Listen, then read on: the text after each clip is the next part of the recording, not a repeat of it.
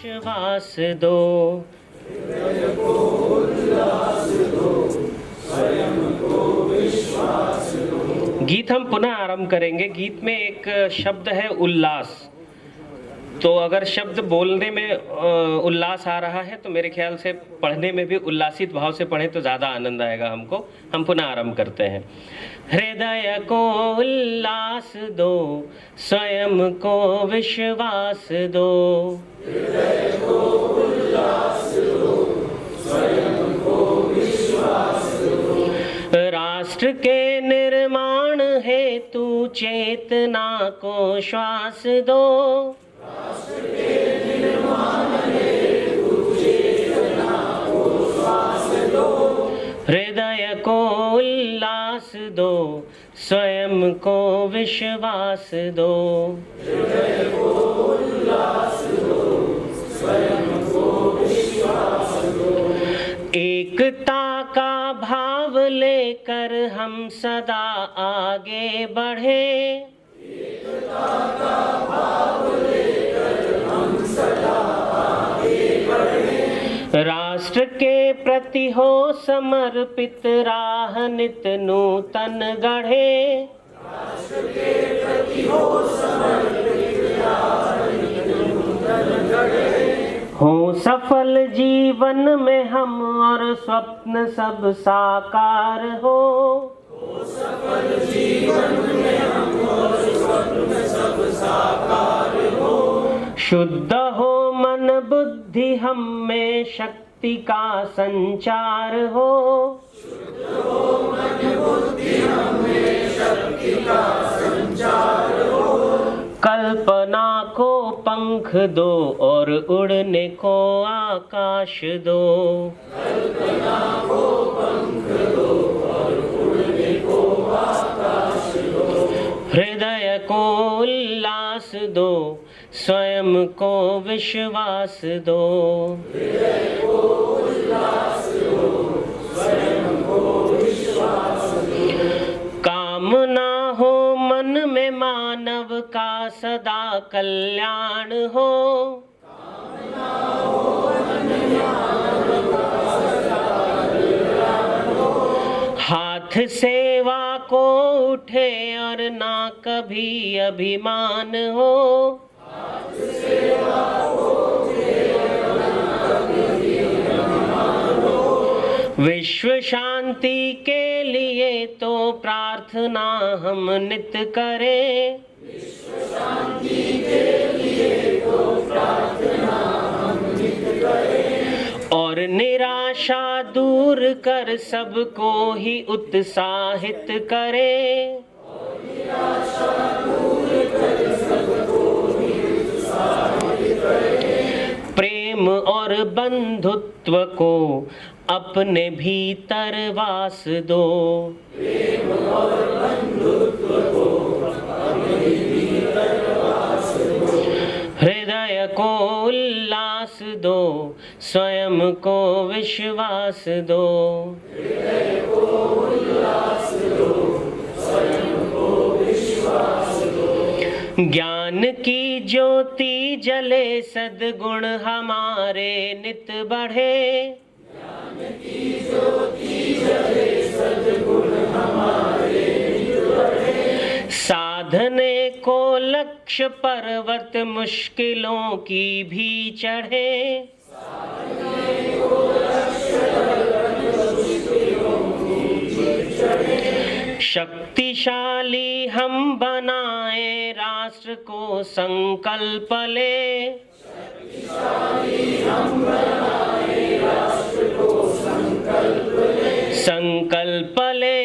संकल्प ले, आज यह संकल्प ले,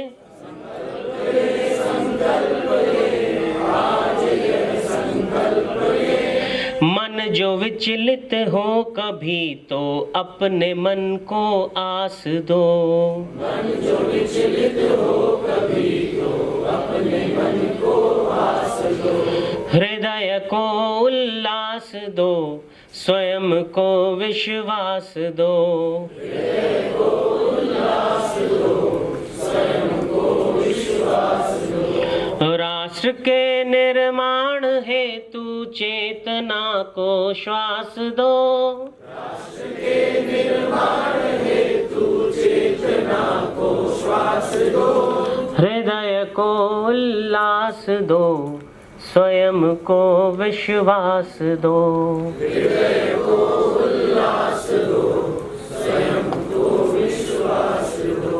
बहुत आभार। 2025 के इस भव्य कार्यक्रम में मैं आप सबको सादर नमस्कार करती हूँ, अभिनंदन करती हूँ, स्वागत करती हूँ। अब हम आज का कार्यक्रम प्रारंभ करने जा रहे हैं। उससे पहले कुछ और सूचनाएं आपके समक्ष रखने जा रही हूँ। कृपया पहली पंक्ति को छोड़कर अपना स्थान ग्रहण करें ताकि हमारे अतिथियों को स्थान ग्रहण करने में सुविधा रहे। दौरान अपनी उपस्थिति बनाए रखने की परंपरा है, अतः आपसे विनम्र निवेदन है कि इस परंपरा का अपनी गरिमामयी उपस्थिति के द्वारा निर्वहन करें। जी धन्यवाद। यह भारत मंथन रूपी एक यज्ञ है। यह राष्ट्रीय संगोष्ठी न केवल विचारों के आदान प्रदान में सहायक होगा, बल्कि राष्ट्र निर्माण में महत्वपूर्ण भूमिका निभाने वाले राष्ट्रीय स्वयंसेवक संघ के महत्व को भी रेखांकित करेगा।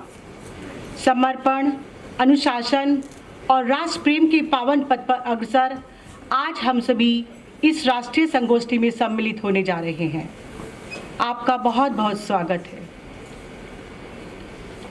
आपसे पुनः आग्रह रहेगा कि इस कार्यक्रम की मर्यादा को रखते हुए अपने मोबाइल फ़ोन को स्विच ऑफ कर लें और अपना स्थान जल्द से जल्द ग्रहण करें।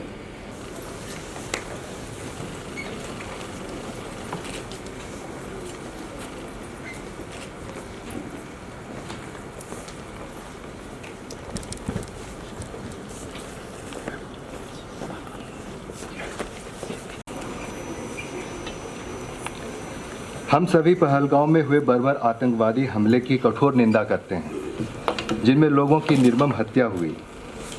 हम पीड़ित परिवारों के प्रति गहरी संवेदना प्रकट करते हैं।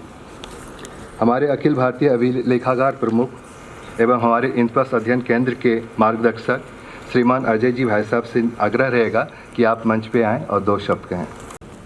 वास्तव में इस प्रकार का जो कार्यक्रम होता है बहुत उत्साह देने वाला रहता है हमारी परंपरा में, लेकिन कई बार ऐसे दुर्भाग्य के क्षण देश समाज इसकी विशेष परिस्थिति में जुड़ जाते हैं और हम सबका ये सामूहिक दायित्व होता है, क्योंकि हमने भारत की जो रचना, भारत की जो एक प्रकार से कल्पना की है वो समूचे भारत की है। हमने भारत को फेडरल स्टेट इस नाते से नहीं देखा, हमने एकात्म राष्ट्र इस नाते से देखा है। और विशेषकर जिन परिस्थितियों में पहलगांव की घटना ये 22 अप्रैल को हुई वो वास्तव में और भी दुखद है, क्योंकि भारत की जो सनातन परंपरा है इसके अंदर किसी भी प्रकार का जाति का, वर्ग का, लिंग का इस प्रकार का कोई भेद नहीं माना गया। हमारा तो मूल मंत्र ही सर्वे भवन्तु सुखिनः सर्वे सन्तु निरामया है। हमने तो अपनी कल्पना में ही वसुधैव कुटुंबकम, सारे वसुंधरा को माता माना है। हमने तो बाहर से आए लोगों को भी अपना मान करके उनकी सब प्रकार की व्यवस्थाएं निर्मित की हैं। और जब मैं हम कहता हूं, इसके अंदर विशुद्ध रूप से हिंदू समाज है। और अगर आज भारत सेक्युलर है तो वो केवल और केवल हिंदू समाज के कारण है। हिंदू समाज यहाँ है इसीलिए बाकी सबको जीने की सहजता प्राप्त है। अगर ये घटना उल्टी हुई होती तो हम समझ सकते हैं देश के अंदर विदेश के अंदर कैसी परिस्थिति बन गई होती। लेकिन हिंदू समाज का जो मानस है वो केवल सहिष्णु मानस नहीं है, उसकी स्वीकृति का भी भाव है।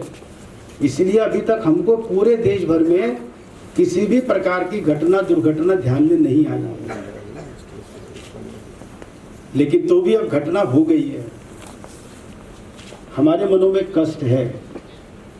जो सच्चा राष्ट्र के लिए प्रेम करने वाला व्यक्ति है, हर नागरिक के मन में कष्ट है। तो हम अभी एकदम जाकर के पहलगांव में या वहाँ की परिस्थिति में तो सीधा कुछ इंटरफेयर नहीं कर सकते। कुछ राजनीतिक बंधन होते हैं, कुछ शासकीय बंधन होते हैं, कुछ अंतर्राष्ट्रीय बंधन होते हैं। लेकिन हम जहाँ हैं वहाँ कम से कम हम तो एकत्र हो सकते हैं, हम तो जागृति पैदा कर सकते हैं। जिन्होंने केवल इसलिए प्राण गंवाए क्योंकि वो हिंदू थे, केवल इसलिए प्राण गंवाए क्योंकि वो हिंदू थे, इसलिए हम सबका सामूहिक दायित्व बनता है कि उनके प्रति कृतज्ञता के रूप में हम अभी खड़े होकर के 1 मिनट के लिए उनके लिए मौन धारण करेंगे। पश्चात एक मंत्र होगा और फिर हम अपना स्थान पुनः ग्रहण कर सकेंगे।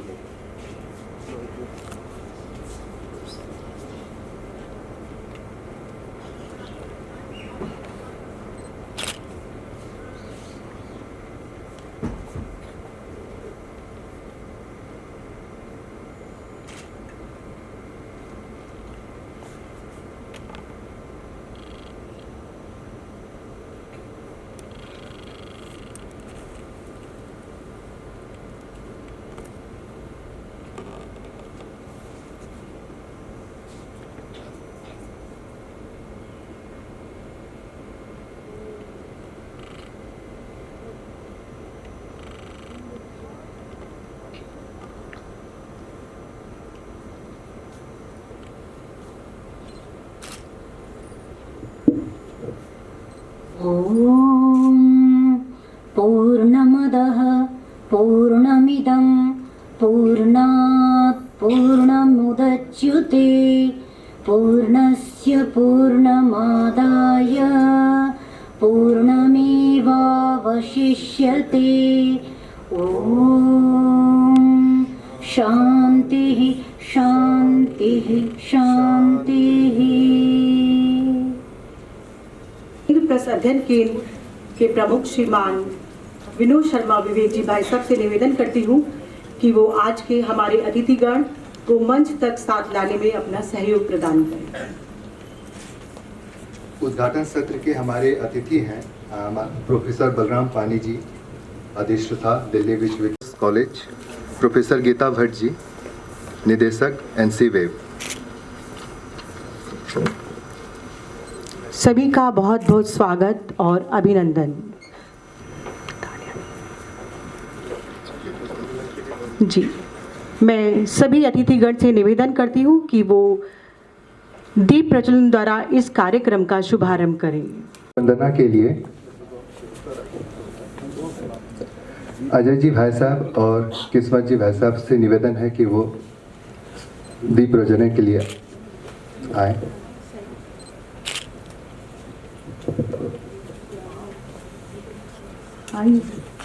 दीप ज्योति हमें अंधकार से प्रकाश की ओर ले जाए, यही भारतीय संस्कृति की परंपरा है और विश्वास है।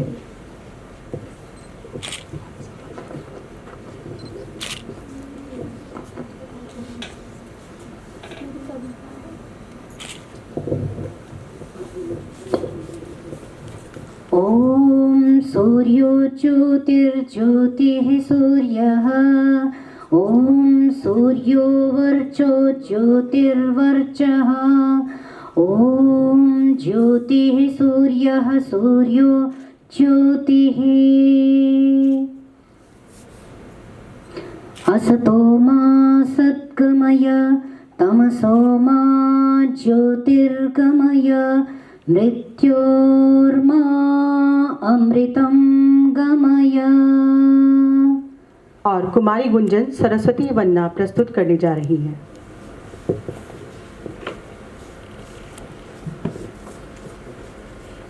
या कुन्देन्दुतु शुभ्रवस्त्रावृता या वीणावरदण्डमण्डितकरा या श्वेतपद्मासना या ब्रह्माच्युतशङ्कर प्रभृतिभिः देवैः सदा वन्दिता सा मां पातु सरस्वती भगवती निःशेषजाड्याम्बहां शुक्लां ब्रह्मविचारसारपरमां आद्यां जगद्व्यापिनी वीणां पुस्तकधारिणीम् अभयदां जाड्यान्धकारापहां हस्ते स्फाटिकमालिकां विदधती पद्मासने संस्थितां वन्दे तां परमेश्वरीं भगवतीं बुद्धिप्रदां शारदाम्। उद्घाटन सत्र के विशिष्ट अतिथि के तौर पे भारत मंथन 2025 के उद्घाटन सत्र के विशेष अतिथि हमारे प्रोफेसर बलराम पानी जी हैं। आप एक प्रख्यात शिक्षाविद एवं प्रशासक हैं। वर्तमान में दिल्ली विश्वविद्यालय के अधिष्ठाता महाविद्यालय के रूप में कार्यरत हैं। आप रसायन शास्त्र में पीएचडी एवं 25 वर्षों से अधिक शिक्षण एवं शोध का अनुभव। आपने 30 से अधिक पुस्तकों का लेखन एवं 50 से अधिक शोध लेखों का प्रकाशन किया है। आपकी नेतृत्व शैली पारदर्शिता, समावेशिता एवं सहयोगात्मक शैक्षणिक वातावरण को बढ़ावा देने पर आधारित है। आपको शिक्षा क्षेत्र में उत्कृष्ट योगदान हेतु हाउस ऑफ लॉर्ड्स द्वारा सोल ऑफ इंडिया अवार्ड 2023 से सम्मानित किया गया है। अब मैं मनीष जी एवं चारू जी से निवेदन करूंगा कि वो मंच पे आएँ और प्रोफेसर बलराम पानी जी से का सम्मान करें। श्रीफल एवं अंगवस्त्र साहित्य देकर उनका सम्मान करें।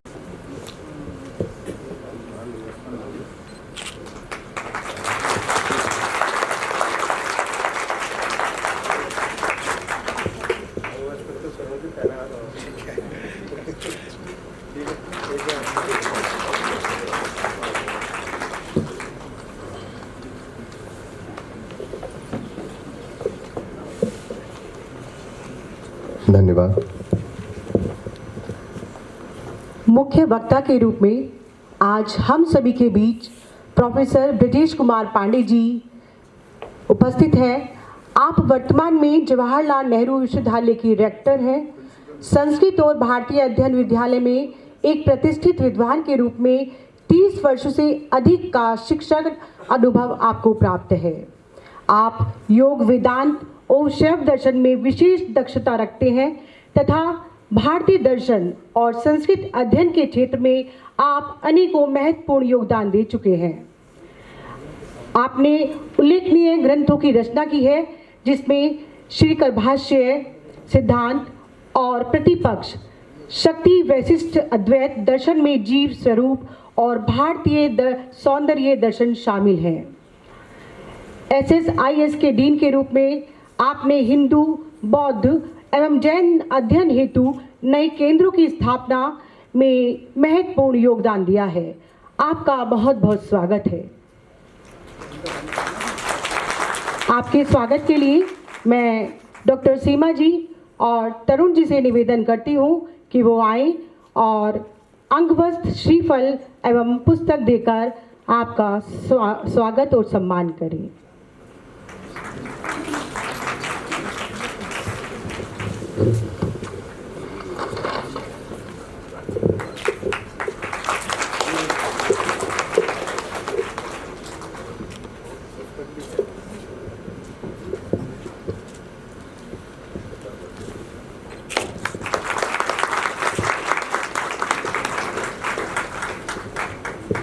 बहुत बहुत धन्यवाद।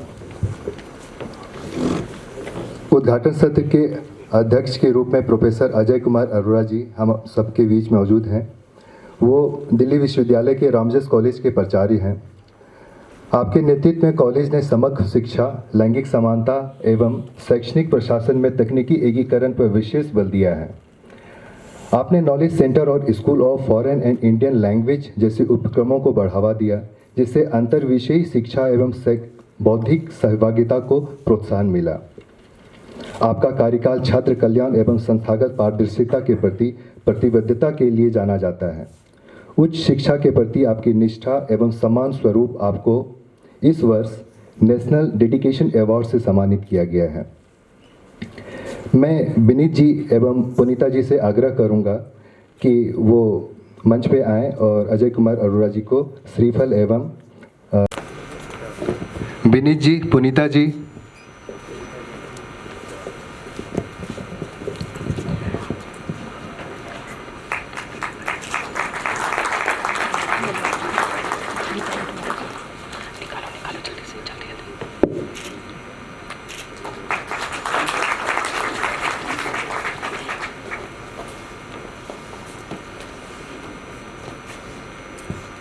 बहुत बहुत धन्यवाद। उपस्थित हैं उनका भी हम हृदय से स्वागत करते हैं। Professor Geeta Bhatt ma'am non collegiate महिला शिक्षा बोर्ड की निदेशक हैं। आप यूजीसी द्वारा राष्ट्रीय शिक्षा नीति 2020 के कार्यान्वयन योजना की विशेष समूह की सदस्य रही हैं। साथ ही आप राष्ट्रीय महिला आयोग की सलाहकार समिति की सदस्य भी रही हैं। आपके द्वारा अल्पसंख्यक समुदाय की महिलाओं पर अध्ययन कार्य किया गया है तथा आपने अल्पसंख्यक महिलाओं पर एक पुस्तक का संपादन भी किया है। आप गुरु द्रोणाचार्य पुरस्कार, प्रेरणा प्रतिभा सम्मान, वुमेन ऑफ सबस्टिक अवार्ड की प्राप्त करता है। प्रोफेसर भट्ट को 2023 में संस्कृत संस्कृति विकास संस्थान द्वारा आयोजित अंतर्राष्ट्रीय विदुषी सम्मेलन में संस्कृति भगीरथी पुरस्कार से सम्मानित किया गया है। इसके अतिरिक्त आदरणीय बहन जी के नेतृत्व में एनसी वेब निरंतर प्रगति के पथ पर अग्रसर है। आपका बहुत बहुत स्वागत है, बहुत बहुत स्वागत। आपके स्वागत हेतु मैं मोनिका बहन जी और राहुल जी को आमंत्रित करती हूँ कि वो आएं और श्रीफल और पुस्तक के साथ आपका सम्मान करें। प्रेरणा जी आ जाएं।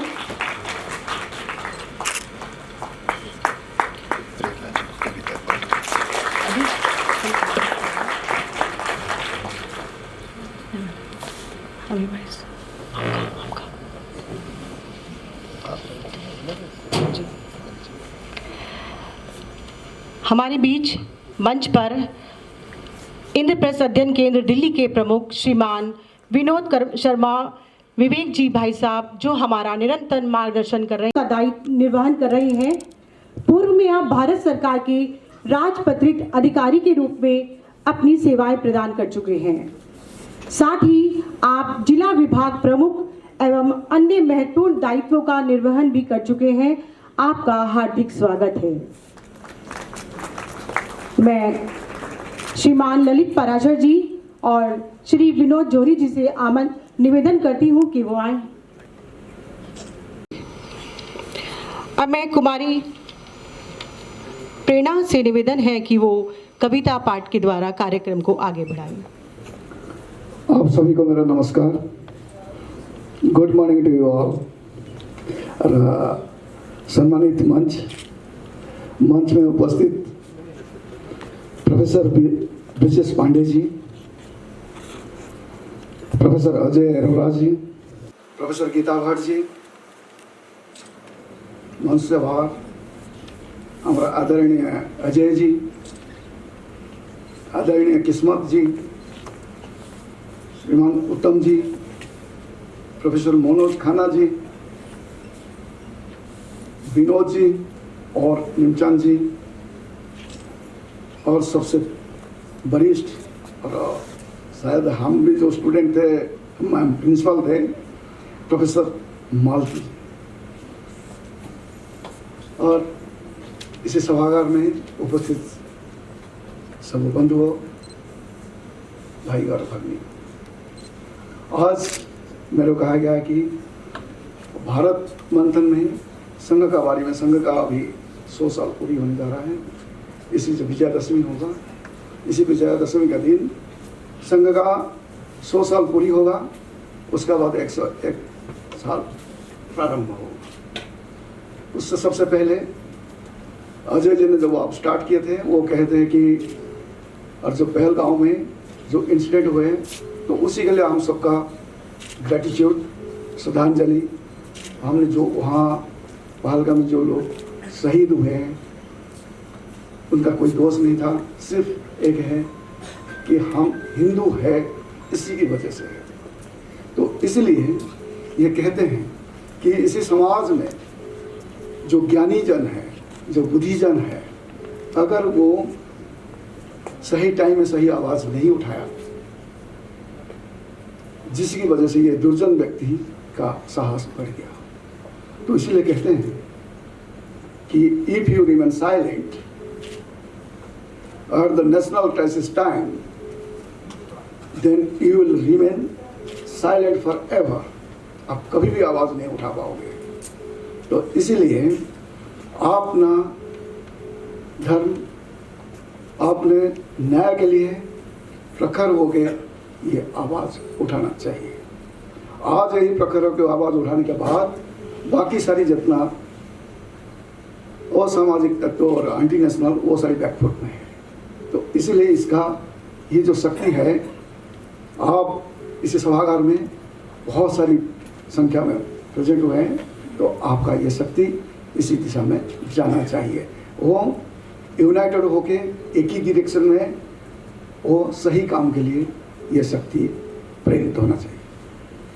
और रहा संघ का 100 साल, संघ का 100 साल को अगर हमने इतना लंबा काल है, आप देखिए किसी को एक लंबा पीरियड अगर जाना है, अगर उन्नति की तरफ जाता है, जब आपने you are upcoming and uphill, you are going uphill, then there are many difficulties. But still then, means whenever you are at the peak, then you will feel that okay, means whatever the problems you have faced already, means now you are forgotten. Means आप संघ को अगर 4 phase में आपने करेंगे, तो पहला phase 1925 से 1950, आप उस टाइम विरोध का पीरियड था। संघ ने बहुत विरोध झेला है, कोई सब हर मोर्चा में विरोध ही विरोध है। उसका बाद जो है थोड़ा बहुत विरोध कम हुआ, जो 1950 1975 75 तक वो पीरियड जो रहा, वो पीरियड में विरोध तो कम हुआ, लेकिन इतना रिकॉग्निशन नहीं मिला। हमको ये सब इग्नोर करते रहे। हमारे समाज के अंदर जो सिग्निफिकेंस रहना चाहिए था वो नहीं रह पाया, मतलब उपेक्षा करते रहे। और उसका बाद 1975 से 2000 के जो कालखंड है, उसी में थोड़ा बहुत रिकॉग्निशन मिला और हमने कुछ जगह पर प्रगति की तरह चले। तो 2000 से 2025 में हम इसी कालखंड में हमने बहुत तेजी से आगे बढ़े और प्रगति की तरह गए और रिकॉग्निशन मिला और वहाँ पर अनुकूल अवस्था भी आया। तो ये आप देख लीजिए, पहले विरोध हुआ, उसका बाद नेग्लिजेंस रहा, उसका बाद थोड़ा बहुत प्रतिकूल रहा, उसका बाद अब अनुकूल का अवस्था है। जब अनुकूल में आया है, यही अपॉर्चुनिटी है। समाज अभी आपसे चाहता है, समाज आपका साथ आने के लिए तैयार है। तो अब इसलिए राष्ट्रीय स्वयंसेवक संघ, ये 3 शब्द है, इसी 3 शब्दों में सारी जुड़ा हुआ है। ये आप कोई भी काम करते हैं तो छोटा इकाई से लेकर बड़ा इकाई तक। छोटा इकाई है स्वयंसेवक, खुद आई एम स्वयं। आपने अगर एनवायरमेंटल में अगर जाते हैं तो आप कहते हैं कि एनवायरमेंटल क्या होता है? Environmental you and your surrounding, you yourself, आप पहले। तो इसलिए स्वयंसेवक, अन्य संघ, अन्य समाज, अन्य राष्ट्रीय, अन्य देश। तो अपना सारी इकाई छोटी से लेकर बड़ा इकाई तक सब समाहित है। इस राष्ट्रीय स्वयंसेवक संघ में सारी समाहित है, छोटे से लेकर बड़े इकाई तक। उसका बाद इससे लक्ष्य क्या है? इससे लक्ष्य यही है कि कहते हैं हमारा लक्ष्य पूरा, हमारा जो प्रार्थना करते हैं उसमें लिखा है, परम वै भवन ने तुम्हें तत्स्वराष्ट्र। हमने राष्ट्र को परम वैभव तक पहुंचाएंगे। पहुंचाएगा कौन? यहाँ पर आता है कि ये राष्ट्र को परम वैभव पर कौन पहुंचाएगा? चरित्रवान व्यक्ति पहुंचाएगा। तो वो चरित्रवान व्यक्ति आएंगे कहाँ से? What is the mechanism how to create all this चरित्रवान व्यक्ति? कहाँ से मैकेनिज्म? मैकेनिज्म है शाखा, जो है कहते हैं दैनंदिन शाखा है। ये हमारा तय क्या है कि शाखा से वो प्रोडक्शन है। वो हम कहते हैं ना, ये व्यक्ति निर्माण का केंद्र है। तो व्यक्ति निर्माण केंद्र से हमारा वही चरित्रवान व्यक्ति आता है और वो आगे बढ़ता है। तो इसीलिए शाखा का भी जो स्ट्रक्चर है, आप देखिए कितना वेल स्ट्रक्चर्ड है। पहले कहते हैं हमारा aim and object is clear, क्या है? परम वैभव पर पहुंचाएगा। पहुंचाएगा कौन? चरित्रवान व्यक्ति। आएंगे कहाँ से? शाखा से। और वो किसी प्रकार में काम करेंगे। उसका काम करने का तरीका कैसा है? एक कहते हैं, पहले से जो लोग हैं अब जानते होंगे कि बाल्य शाखा और तरुण शाखा और प्रौढ़ शाखा, ये पहले होता था। इसका मतलब क्या था? बाल्य शाखा में हमने खेल खेल के माध्यम से संस्कार देते थे। संस्कार आपने कहते हैं जहाँ बचपन से नहीं है, उनसे मणि सोच दो डे। आप छोटे बच्चे के टाइम में जो बाल्यकाल से जो संस्कार भर देंगे, वो संस्कार लेके आगे वो बढ़ता है। और ये संस्कार लेके करेंगे क्या? और संस्कार लेके अगर आपने घर के अंदर बैठ जाए, अपने चुपचाप सोते रहे, तो ये संस्कार लेके करेगा क्या? अब आए सखा, चल पड़े, फिर घर में रहे, चुपचाप साइलेंट रहे, कुछ बोला ही नहीं, कुछ किया ही नहीं, तो आपका ये सखाना बेकार है। तो आपने जो संस्कार लाया था, वो संस्कार को लेके समाज के अंदर जाता है। और ये समाज के अंदर जाता है, वो तरुण सखा लेके जाता है। बहुत भिन्न भिन्न प्रकार आयाम है, उसी भिन्न भिन्न प्रकल्प है, उसी प्रकल्प के माध्यम से आप जाते हैं। जो संस्कार ले रखा है, इसीलिए कहते हैं कहीं भी अगर आपदा विपदा पड़ता है, सबसे पहले स्वयं खड़ा हो जाता है। कहाँ से ये आया? ये ताकत कहाँ से आई? ये संस्कार कहाँ से आया? बिना खाए पीछे वो सब इवन जीवन को बलिदान देने के लिए तैयार है। और 1965 वॉर में तो आप देखे हैं कि उस स्वयं कैसे काम किया। ये आता है कहाँ से? इस तरह का ये संस्कार आता है वहीं से। तो उसको लेके जो आगे की चलता है, ये तरुण शाखा तो जाके समाज के अंदर लेता है, तुम जो संस्कार लिया है। उसका बाद जो आता है, वो ये जो संस्कार दिया गया है, और ये संस्कृति है, संस्कार है, उसका समृद्धि है। और इसी को संरक्षण करना कौन करेगा? संरक्षण ये जो next generation means how to percolate things to the next generation, ये है जो हमारा प्रबुद्ध व्यक्ति जो है, वो जो प्रौढ़ शाखा है, वो उनका काम है कि वो अभी वो उसी चीज़ें को पर्कुलेट करेंगे टू द नेक्स्ट जनरेशन। यही है, देखिए कितना वेल स्ट्रक्चर है, मतलब कि पूरा मैकेनिज्म है, कहीं पर लो पुल्स नहीं है। मीन्स इसलिए कहते हैं, मैंने बार बार भी कहता हूँ, हम संघ में भी कहते हैं कि अगर आपका योजना पूरा बिल्कुल मेटिकुलस वे में योजना बनाया है, आपने कोई भी प्लान करते हैं, अगर ठीक ढंग से किया है और कोई पर लो पुल्स नहीं है, वो सक्सेसफुल होना अनिवार्य है। आपने इसमें कोई इफ्स एंड बट्स नहीं है। और ये इसीलिए कहते हैं, आपने सारे विद्यार्थी हैं, आप जानते हैं भगवान कृष्ण ने गीता में भी बहुत समझाया अर्जुन जी को। बहुत समझाने का बाद वो समझ नहीं पाए, तो 10वां अध्याय तक सारी टाइम वेस्ट कर लिए। उसका बाद 11वां अध्याय में आपने विराट रूप दिखा के कहे कि बेटे this is the ultimate, so human and human values are the ultimate. ये सुन, यही है हमारे इसी संस्कार को लेते हुए हम कहते हैं वसुधैव कुटुंबकम। और इसमें एक सिखाया जाता है बच्चों को कि आपका एम्स एंड ऑब्जेक्टिव्स जो भी बनाया अब क्रिस्टल क्लियर होना चाहिए, उसका इफ्स एंड बट्स नहीं होना चाहिए। अर्जुन की तरह हर चीज़ में क्वेश्चन पूछना, हर चीज़ में ये करना। हाँ, क्यूरियोसिटी तो रहता है, लेकिन क्यूरियोसिटी करते करते आपने टाइम उससे बर्बाद ना करेंगे। और अगर समझ नहीं आ रहा है तो 1 2 बार 3 बार 4था बार 11 कितना बार करते रहोगे इफ्स एंड बट्स। सो इसलिए आप वो सब सोच को छोड़ के क्रिस्टल क्लियर होना चाहिए। और उसका बाद वो कैसे इसी दिशा में बढ़ोगे, आपको योजना प्रॉपर होना चाहिए। उसका बाद लास्ट में आता है इम्प्लीमेंटेशन। आपने अपना देश और समाज के लिए काम नहीं करेंगे तो किसके लिए काम करेंगे? तो आपका जीवन व्यर्थ है। तो हम हमारा देश और हम तो अपने लिए कर ही रहे हैं, लेकिन साथ साथ हमारे देश और समाज के लिए करते हैं। हमारे ये संघ में एक कहा जाता है, हमारे बड़े बड़े अधिकारी कहते हैं कि हमने हिंदू धर्म में एक चीज़ जो संस्कार है, इस संस्कार में कहते हैं कि जब हम भगवान को हम जो खाना खाते हैं ना, खाना खाने से पहले भगवान को कुछ समर्पित देते हैं, तब वो आदमी भोजन स्टार्ट करते हैं। ना पहले खा लेते जो बच जाता है उसको भगवान को समर्पित है। तो पहले बोले खाने से पहले हम भगवान को समर्पित देते हैं। तो इसीलिए कहते हैं, संघ में बड़े बड़े अधिकारी कहते हैं कि आपका पास 24 घंटा है, 24 घंटा तो आपको मिला है, उसी जो खाने के लिए बैठे हो 24 घंटा, उससे 1 घंटा भगवान को पहले समर्पित देने के बाद, मतलब शाखा के लिए, संघ के लिए समर्पित हो। उसका बाद जो 23 घंटा आपने अपने मौज करके खाओ, जो भी टाइम, जैसे टाइम में आपको मर्जी है इसी हिसाब से करो। लेकिन पहले 1 घंटा संघ के लिए या शाखा के लिए या देश और समाज के लिए। ऐसा नहीं है कि संघ ने ये कहता कि नहीं आपको शाखा ना निभाएगी, ये नहीं है। आपको 1 घंटा देश और समाज के लिए आपको देना ही पड़ेगा। आप समय मांगता है, आपने समय और संपर्क, ये 2 चीज़ सबसे इम्पोर्टेंट चीज़ है। आपका सबके साथ संपर्क करें और 1 घंटा कम से कम देश और समाज के लिए दीजिए।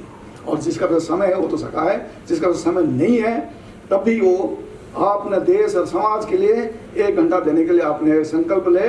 और इसीलिए यही तो भारत मंथन है। अगर आप करेंगे करके करेंगे क्या, अपने आप पता चल जाएगा। वो कहते हैं कि जो आपका कहता है कि मेरे ढोल बजाना नहीं आता है, कहते हैं अपने गले में ढोल पड़ जाता है ना, बजाना आ जाता है। तो इसीलिए आप आओ तो सही इस रास्ते में आके आप काम करो तो सही। तो आप देखोगे काम क्या होता है, इसी 1 घंटा में आपको इतना सेटिस्फेक्शन मिलेगा कि आप इमेजिन नहीं कर पाओगे कि भाई मेरा जीवन सार्थक हो गया।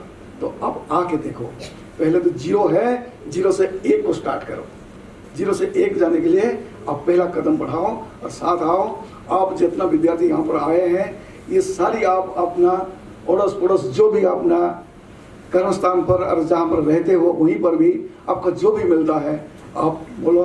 और हमेशा यही है कि think positive and do positive. आप हमेशा अच्छा सोचिए, अच्छा विचार लेके आप चलिए, आप सब अच्छा होगा। आप इसमें भविष्य तो छोड़ दो, वो अपने आप ठीक हो जाएगा। अगर आप अच्छा सोचते हो तो आपका भविष्य जरूर पॉजिटिव होगा और उज्जवल होगा। इसी के साथ मैं मेरा वाणी को समाप्त करता हूँ। नमस्ते। धन्यवाद। आपने कार्यकर्ता कैसा हो, उसकी उत्तरदायित्व कार्यशैली कैसी हो, इस पे आपने बहुत प्रकाश डाला है और आपका बहुत बहुत धन्यवाद आपके उद्बोधन के लिए। अब मैं विनोद भाई साहब से आग्रह करूंगा कि वो परिचय के लिए, कुछ परिचय छूट गए हैं, उन परिचय के लिए मैं उनको आमंत्रित करता हूं। कार्यक्रम जिस प्रकार से शुरू हुआ, जिस प्रकार से 3-4 दिन पूर्व में जो घटनाक्रम हुआ, तो उसके कारण से मन जो विचलित था, उसके कारण से स्टेज भी थोड़ा सा विचलित हुआ। इसलिए जो क्रम था उस विचलन के कारण थोड़ा सा टूटा है, उसके लिए क्षमा प्रार्थी हूँ। मंचीय परिचय हुआ, लेकिन मेरा केंद्र के प्रमुख होने के नाते से दायित्व था अपने इस भारत मंथन के 2 दिन का जो पूर्ण रूप से कार्यक्रम चलने वाला है, अनेक सत्र उसमें रहने वाले हैं, सामूहिक सत्र भी रहेंगे, अनेक समाज जीवन से जुड़े हुए महानुभाव इन सत्रों में आने वाले हैं और उनका परिचय कराना आप सबके बीच में मेरा दायित्व बनता है। एक परिचय जो हमारे इस केंद्र को मार्गदर्शन देते हैं, श्रीमान अजय कुमार जी हमारे बीच में हैं, जिन्होंने वो विषय रखा था। आपका स्वागत है, अभिनंदन है। और हमारे केंद्र को मार्गदर्शन मिलता रहता है। आपने 1988 में प्रचारक जीवन शुरू किया और अपनी पढ़ाई लिखाई के बाद पूरा समाज को, इस राष्ट्र को अपना पूरा समय देते हैं। दिल्ली में पहले आपका कर्मस्थली रही, उसके बाद हिमाचल रही, उसके बाद उत्तर क्षेत्र के आप बौद्धिक शिक्षण प्रमुख रहे। अभी भी राष्ट्रीय स्वयंसेवक संघ के जितने भी अभिलेखागार पूरे भारतवर्ष में रहते हैं, उन सब का कार्य आप देखते हैं। अपने लिए सौभाग्य का विषय है कि इस उत्तर क्षेत्र में यानी कि दिल्ली, राजस्थान, पंजाब, हरियाणा, हिमाचल, जम्मू कश्मीर, लद्दाख ही आता है। अच्छा, मैंने राजस्थान बोला नहीं, दिल्ली, हरियाणा, पंजाब, हिमाचल, जम्मू कश्मीर और लद्दाख। 60 से पहले वाला बताया आपने। हाँ जी। तो ये जितना सारा क्षेत्र आता है, इस सब के जो राष्ट्रीय सेवक संघ के सह कार्यवाह हैं श्रीमान किस्मत जी भी अपने इस कार्यक्रम में पधारे हैं और आप भी पूरा 2 दिन हमारे साथ में रहेंगे। आपका स्वागत है। इस दिल्ली प्रांत में राष्ट्रीय स्वयंसेवक संघ का सह कार्यवाह के नाते से कार्य देखते हैं श्रीमान उत्तम जी, आप भी इस उद्घाटन सत्र में आए, आपका भी हार्दिक अभिनंदन और स्वागत है। हमारे इंद्रप्रस्थ अध्ययन केंद्र से जुड़े हुए और देशबंधु कॉलेज के प्रिंसिपल प्रोफेसर राजेंद्र पांडे जी भी अपने बीच मध्य उपस्थित हैं। राजेंद्र पांडे जी हैं? अच्छा, अभी शायद किसी काम से नीचे गए होंगे। आप भी इस कार्यक्रम में आए हैं। हिमाचल खंड के जो संपर्क प्रमुख हैं प्रोफेसर आशीष नाग जी भी हमारे बीच में उपस्थित हैं। आशीष नाग जी, अगर बैठते एक बार आप खड़े हैं, आपका हार्दिक अभिनंदन। हिमाचल से आए हैं। हम हिमाचल में जब गए थे वहाँ पर, तो वहाँ पर भी आपने हमारा जो आपने आतिथ्य दिया उसके लिए भी बहुत बहुत धन्यवाद। आप यहाँ कार्यक्रम में पूरा दोनों दिन यहाँ हमारे साथ में रहने वाले हैं। प्रोफेसर जगमीत जी भी हिमाचल से हैं, आप भी यहाँ पर आए हैं। जगमीत जी, अच्छा, शायद बाहर गए होंगे किसी कार्य से। कुमार जी भी, उदय जी भी हिमाचल से हैं। अभी क्योंकि कुछ ट्रेन किसी की लेट है या कुछ आ रहे हैं, तो उनके लिए भी व्यवस्था की दृष्टि से भी शायद लगे होंगे, इसलिए हम उपस्थित नहीं हुए होंगे। संजीत जी भी हैं। संजीत जी तो बैठे हैं, आप यहाँ पर हैं। और नरेंद्र दलई जी भी, आप भी हिमाचल से आए हैं, अभी प्रोफेसर हैं हिमाचल में। और अपने डॉक्टर मालती जी जो हमारी तो वरिष्ठ सदस्य हैं, आप हमारे समक्ष हैं। आप सभी का और आपका मार्गदर्शन तो हमारे इंद्रप्रस्थ अध्ययन केंद्र को मिलता ही रहता है। आप सबका अभिनंदन है। धन्यवाद भाई साहब। अब मैं आईपी यूनिवर्सिटी से आई कुमारी प्रेरणा सागर जी को आओ हम इतिहास बदल दें पर एक कविता प्रस्तुत करने के लिए आमंत्रित करती हूँ। कुमारी प्रेरणा सागर। आओ हम इतिहास बदल दे, आओ हम इतिहास बदल दे, लेकर अद्भुत शौर्य पराक्रम, लेकर त्याग तपस्या संयम, बलिदानों में निर्माणों में, बनकर दृढ़ से दृढ़तम मनुज बदल दे, विश्व बदल दे, दूषित सब इतिहास बदल दे, आओ हम इतिहास बदल दे, आओ हम इतिहास बदल दे। आज विदेशी शक्ति केवल करते हैं जो भारत में छल, रोके ऐसे हर छल बल को, इसका है अब एक यही हल, हम सब मिलकर राष्ट्रभक्ति से ये पाखंड प्रयास बदल दे, आओ हम इतिहास बदल दे, आओ हम इतिहास बदल दे। क्रांति करे तो अपनी मति से, अपनी विधि से, अपनी गति से, स्वर्णिम युग था जो भारत का, उस अतीत की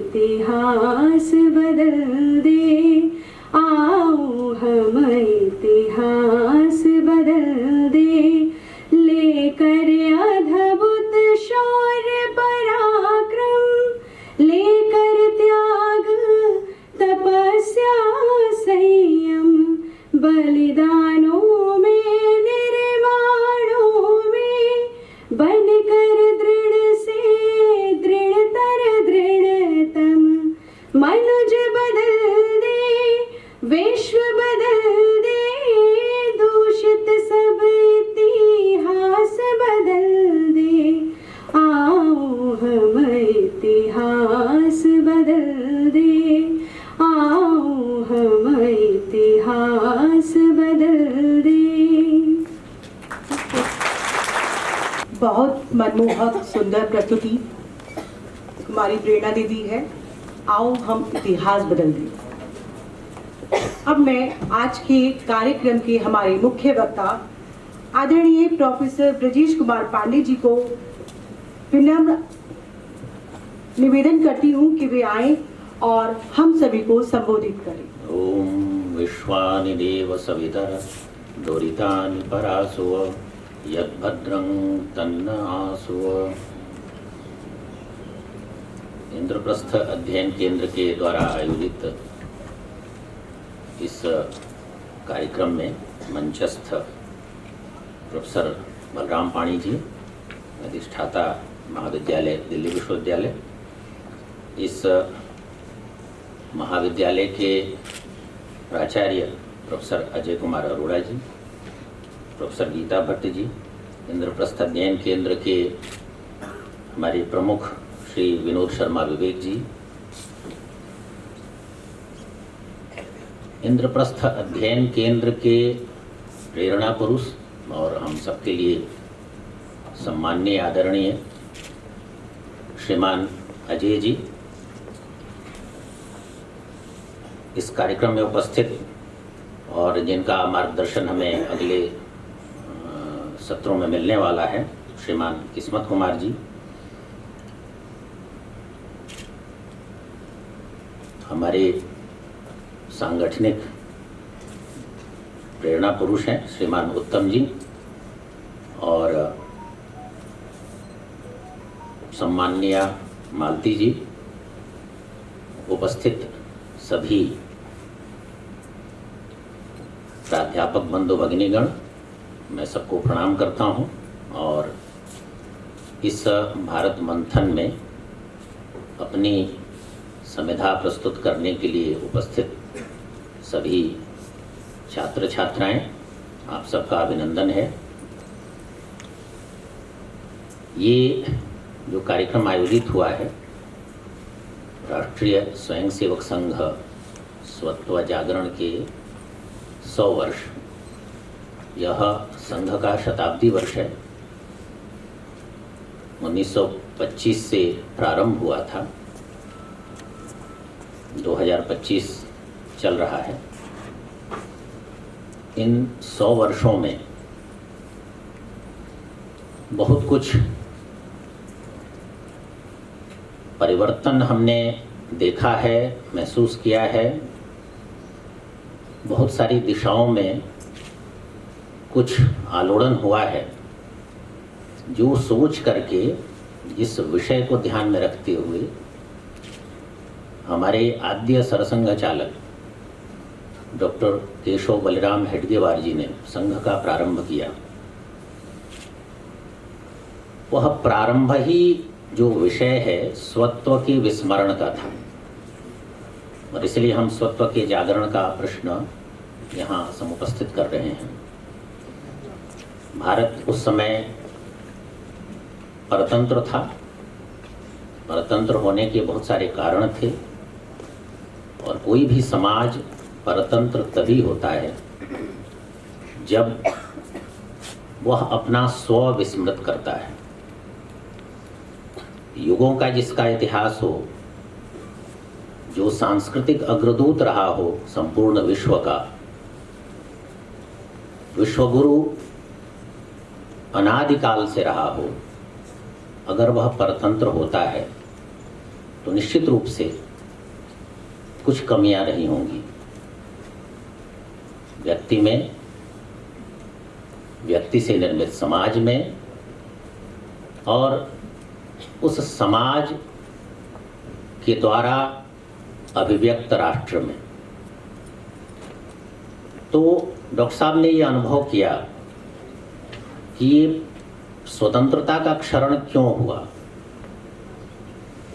स्वतंत्रता का आंदोलन चल रहा था, उसमें स्वयं डॉक्टर साहब ने प्रतिभाग किया, जेल गए अन्य सभी स्वातंत्र्य समर सेनानियों की तरह, लेकिन उनका मन हमेशा इस तरह की व्यथा में रहता था कि अगर हम स्वतंत्र हो भी गए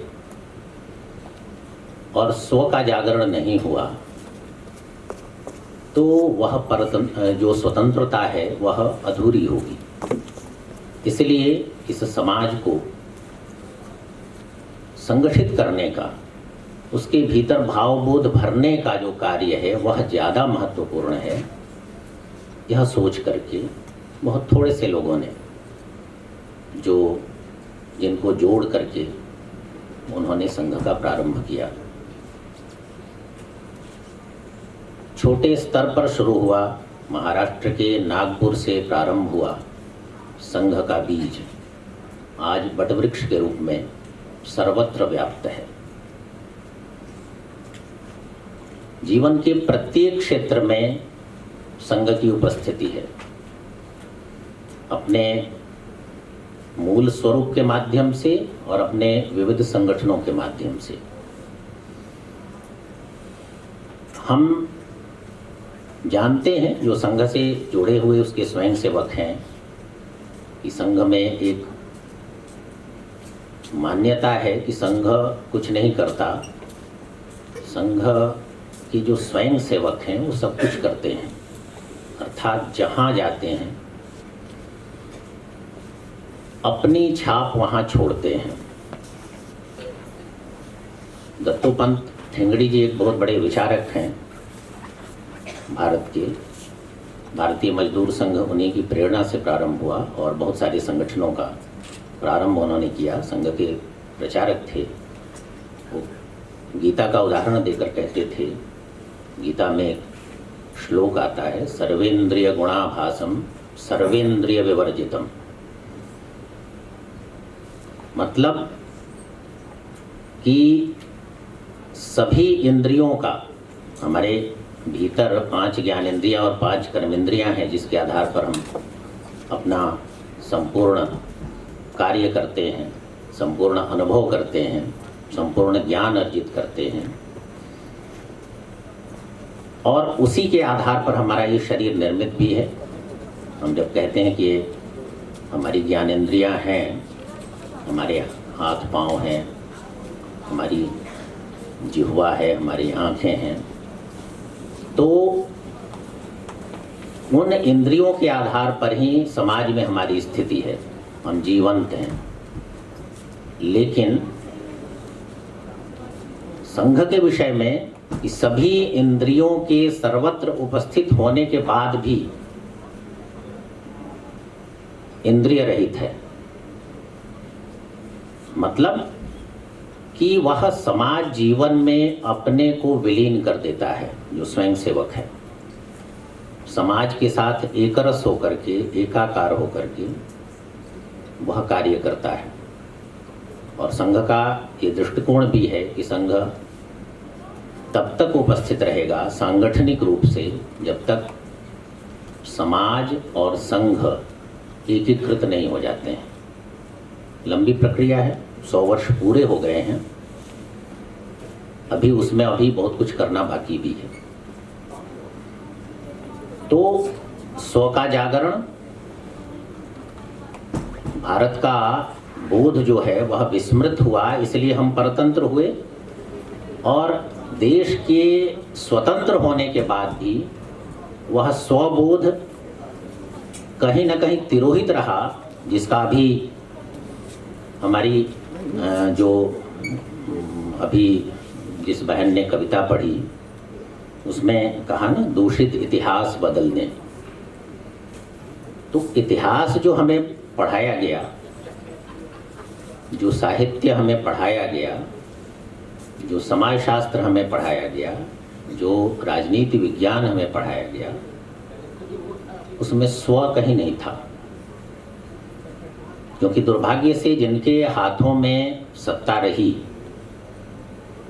उन्होंने सांस्कृतिक रूप से हमारे राष्ट्रीय चरित्र को ध्वस्त करने का कार्य किया। इसलिए इतिहास उन्होंने अपनी दृष्टि से पढ़ाया, इतिहास जो है वह नहीं पढ़ाया। जो हमारा समाज है, जो समरस समाज है, जो युगों से संघर्ष करता हुआ, जीतता हुआ, जिजीविषा और जिज्ञासा से संपन्न समाज है, उसको एक विघटित समाज के रूप में उपस्थित किया गया, जातियों वर्गों में बटा हुआ। तो संघर्ष को धार दी गई। हर समाज में कहीं ना कहीं फॉल्ट लाइंस होती हैं, लेकिन समाज के जो पुरोधा होते हैं उन फॉल्ट लाइंस को, जो दरारें हैं, उनको पाटने का काम करते हैं, उन पर नमक डालने का काम नहीं करते। घाव है तो घाव पर मरहम लगाया जाता है। लेकिन एकेडमिया में शिक्षक और छात्र के रूप में जो हम पढ़ते और पढ़ाते रहे, तो उस घाव को कुरेदने का काम किया है। उस पर जैसा मैंने कहा कि नमक डालने का काम किया गया कि वो खाई और चौड़ी हो जाए। तो ये क्यों किया गया? क्योंकि हिंदू समाज अपने एकत्व का अनुभव नहीं कर सके। हम सभी यहाँ बैठे हैं, इतने सारे लोग हैं, सभी मनुष्यों का अपना एक वैशिष्ट्य होता है। हमारे यहाँ एक दर्शन है जिसको वैशेषिक दर्शन कहते हैं।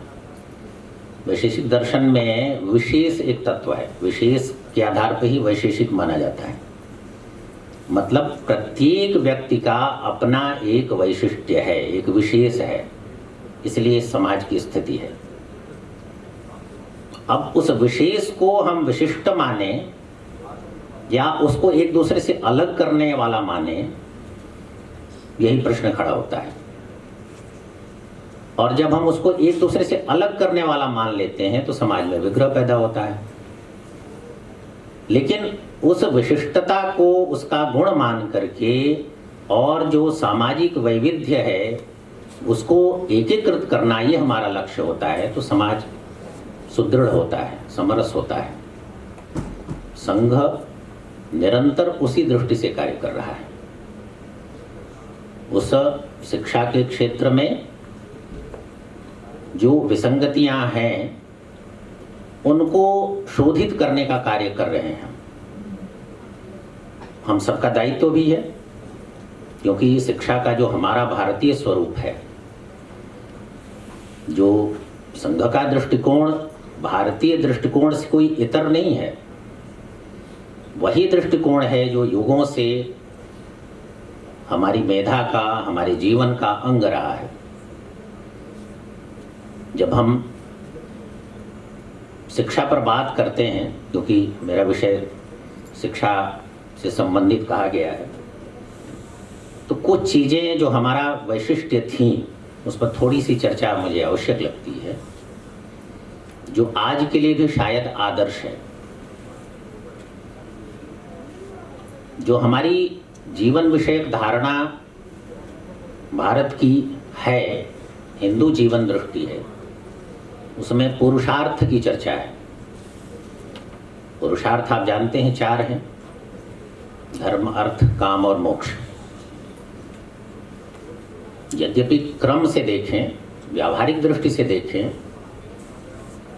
तो धर्म, अर्थ, काम, मोक्ष, ये क्रम ठीक नहीं है। क्रम सबसे पहले जो मनुष्य जीवन है उसमें काम का आता है, मतलब कामनाएं। हम कुछ इच्छा करते हैं, कुछ पाना चाहते हैं, जो हमारा उद्देश्य होता है वो सब काम के अंतर्गत आता है। तो सबसे पहले तो मन में इच्छाएं ही होती हैं, उसकी पूर्ति के लिए हम साधन जुटाते हैं, जो अर्थ है। लेकिन न तो हमारी इच्छाएं असीमित होनी चाहिए, उद्दाम होनी चाहिए, दूसरे के हित को प्रभावित करने वाली होनी चाहिए, और न उसकी पूर्ति के लिए जो हम साधन जुटाते हैं वो मनमाने होने चाहिए। इसीलिए धर्म आवश्यक हो जाता है कि काम भी धर्माधारित हो और अर्थ भी धर्माधारित हो। तो जब ये दोनों धर्म की सीमाओं में चलते हैं तो हमारा जीवन श्रेयस्कर होता है, और तब हम परम पुरुषार्थ अर्थात मोक्ष की ओर उन्मुख हो सकते हैं। यद्यपि वो बहुत ऊंची स्थिति है, केवल कहने मात्र से नहीं होता। तो पुरुषार्थ चतुष्टय की तरह हमारे यहाँ 4 आश्रमों की कल्पना की गई और उसको व्यावहारिक धरातल पर उतारा गया। जो ब्रह्मचर्य, गृहस्थ, वानप्रस्थ और संन्यास आश्रम है, तो हमने इस आश्रम व्यवस्था को अगर हम शिक्षा की दृष्टि से देखें, क्योंकि कुछ तत्व ऐसे होते हैं जो शिक्षा के लिए आदर्शभूत होते हैं, हम उसको प्राप्त करना चाहते हैं। सभी चीज़ें प्राप्त होती हैं ऐसा आवश्यक नहीं है, क्योंकि ये आप सभी जानते हैं कि एक यथार्थ होता है और एक आदर्श होता है। यथार्थ जो हम व्यवहार करते हैं, जिसमें जीते हैं, और आदर्श जो हम पाना चाहते हैं।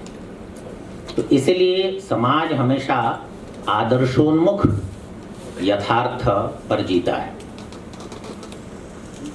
तो जो आश्रम है उसके आधार पर हम शिक्षा की जो परिकल्पना हमारे ऋषियों ने की, उसमें हम आज भी मानते हैं कि शिक्षा सबके लिए होनी चाहिए। शिक्षा में कोई भेदभाव नहीं होना चाहिए, सबके लिए होनी चाहिए। दूसरा कि जब सबके लिए हम शिक्षा की कल्पना करेंगे, शिक्षा देने की कोशिश करेंगे, तो समाज में आर्थिक सामाजिक वैभिन्य होता है। तो सबको कैसे शिक्षा दी जा सकती है अगर उसकी आर्थिक स्थिति समान नहीं है, उसकी सामाजिक स्थिति समान नहीं है? तो इसलिए उसके लिए आवश्यक है कि शिक्षा निःशुल्क हो। तो शिक्षा सबके लिए हो, और सबके लिए हो इसकी परिणति वह निःशुल्क हो। शिक्षा के लिए तीसरा आदर्श है कि वह आवासीय होनी चाहिए, रेजिडेंशियल जिसको कहते हैं। वो आज भी केवल भारत में नहीं, पश्चिम से लेकर और पूर्व तक सबके लिए एक आदर्श बात है कि वह आवासीय होनी चाहिए। यद्यपि सबके लिए वो संभव नहीं है। समाज के जो नियंता होते हैं, सरकार होती है, उस सबके लिए आवासीय नहीं कर सकती है। लेकिन जो हमने आश्रम व्यवस्था बनाई उसमें ये तीनों चीजें आई। उपनयन के पश्चात ब्रह्मचर्य आश्रम में सभी जाते थे, तो सबके लिए शिक्षा थी। शिक्षा जब अंतेवासी होकर के गुरुगृह में गए तो वहां के लिए कोई फीस नहीं थी। तो फीस नहीं थी तो उसमें कृष्ण भी पढ़े और सुदामा भी पढ़े, दोनों में कोई भेद नहीं था। और गुरु के घर में रह के पढ़े, उनके आश्रम में रह के पढ़े, तो वह आवासीय थी। और चौथी एक और जिसकी चर्चा करते हैं कि शिक्षा राजकीय हस्तक्षेप से विमुक्त होनी चाहिए। अगर शिक्षा में राज्य का हस्तक्षेप हो तो फिर शिक्षक जो पढ़ाना चाहता है, जो पाठ्यक्रम होना चाहिए, वो शिक्षक पर आश्रित न होकर के, बुद्धिजीवी पर आश्रित न होकर के राज्य की सोच पर आश्रित हो जाती है। राजा जैसा होता है, शिक्षा को वैसा बनाने की कोशिश करता है। लेकिन शिक्षा देने का काम किसका है? वो तो हम सबका है। जो शिक्षक हैं उनका है। जिन्होंने शिक्षा ग्रहण की और उसको दूसरी पीढ़ी को संक्रांत करने वाले हैं, उनका दायित्व है। उनके मस्तिष्क में कुछ विचारों को भर करके या उन्हें प्रलोभन दे करके या उन्हें डरा करके आप पूरी व्यवस्था को भ्रष्ट करते हैं। ये होता रहा है। और जो मैंने पहले चर्चा की कि जो स्वत्व का विस्मरण हुआ आज़ादी के बाद, वो जानबूझ के हुआ और उसमें स्वतंत्र अध्यापक और बुद्धिजीवी तैयार नहीं हुए। कुछ विशेष प्रयोजन से कार्य करने वाले, विशेष मत का पोषण करने वाले, स्वाभाविक है, आप सभी जानते हैं कि वो चाहे मार्क्सवादी हों, जिसको आज लिबरल कहते हैं, लेफ्ट कहते हैं, आजकल नई शब्दावली वोक वाली भी हुई है। वोक एक बड़ा विचित्र शब्द है, उसका हिंदी में अनुवाद जागृत होता है, लेकिन जागृत तो हमें होना ही चाहिए, वो तो एक सकारात्मक शब्द है। लेकिन जो वो करते हैं वो नकारात्मक है। समाज में भेद पैदा करने का, समाज की जो व्यवस्था है उसको भंग करने का, स्त्री पुरुष के बीच में खाई पैदा करने का, एक दूसरे के समानांतर खड़ा करने का, एक दूसरे की आवश्यकता नहीं है ऐसा मतवाद प्रसारित करने का काम करते हैं, ताकि जो प्रकृति ने एक व्यवस्था दी है, जो ईश्वर ने एक व्यवस्था दी, वो भंग हो जाए। तो इसलिए शिक्षा की एक शर्त और एक व्यवस्था ये भी होनी चाहिए कि वह राजकीय आश्रय से मुक्त हो। तो जो आश्रम व्यवस्था थी हमारी, उसमें राजा का कोई हस्तक्षेप नहीं था, क्योंकि उससे सैलरी नहीं मिलती थी। आज हमें तो सैलरी मिलती है, स्वाभाविक है, जिससे सैलरी मिलती है हम उसके प्रति अनुबंधित होते हैं, कहीं ना कहीं उसके विचारों का प्रचार करने वाले हो जाते हैं। तो इसीलिए शिक्षक और छात्र, यद्यपि आप कह सकते हैं कि वह व्यवस्था अभी उसी रूप में लागू करने योग्य नहीं है, क्योंकि बहुत सारी परिस्थितियां बदल गई हैं, जनसंख्या बढ़ गई है, सरकार पर दबाव बहुत ज़्यादा है, तो वो व्यवस्था, लेकिन उसका जो स्वत्व है, उसका जो मूल स्वरूप है, उसकी जो आत्मा है, उसको तो हम लागू कर सकते हैं। शिक्षक के लिए हमारे यहाँ सबसे पहले भाषा वैज्ञानिकों की जो परंपरा है, उसमें महर्षि यास्क का नाम आता है। पता नहीं आप लोगों ने सुना है या नहीं, लेकिन विशेषकर जो भाषा विज्ञान पढ़ते हैं या संस्कृत पढ़ते हैं, मतलब एक दुर्भाग्य ये भी रहा, मैं तो संस्कृत विषय का हूँ, पढ़ाता हूँ, लेकिन आजकल आप लोग बार बार सुनते होंगे भारतीय ज्ञान परंपरा, उसमें बहुत सारे सेमिनार हो रहे हैं, बहुत सारी गोष्ठियाँ हो रही हैं। भारतीय ज्ञान परंपरा किसी एक भाषा में, वो भारत की सभी भाषाओं में निहित है, लेकिन उसका बहुलांश संस्कृत में है। तो क्या किया गया, आज़ादी के बाद संस्कृत को मुख्य विषय से काट करके और उसको बता दिया गया कि कुछ वर्ग विशेष की भाषा है, संस्कृत पढ़ने वालों की भाषा है, पूजा पाठ की भाषा है, या केवल लिटरेचर है, मतलब साहित्य है। जबकि युगों की जो दाय था, मतलब उन जो विरासत थी, उसमें तो सब कुछ था। उसमें प्योर साइंसेज भी थे, उसमें इकोनॉमिक्स भी थी, उसमें पॉलिटिकल साइंस भी था, उसमें साइकोलॉजी भी थी, लेकिन वो हमारे पाठ्यक्रम का हिस्सा ही नहीं बना।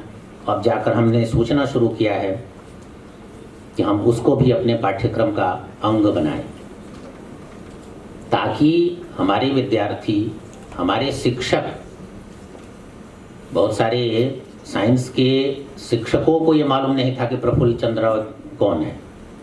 जब हमने उनकी जयंती मनानी शुरू की, वो संघ के प्रयास से ही हुआ, विज्ञान भारती ने उसको शुरू किया, तब फिजिक्स केमिस्ट्री के अध्यापकों को ये पता लगा कि भारतीय प्योर साइंसेज पर काम करने वाले आज़ादी के समय कोई प्रफुल्ल चंद्र राय भी हुए थे, जो स्वयं वैज्ञानिक थे। तो ये बड़ा आश्चर्य था। ये क्यों हुआ?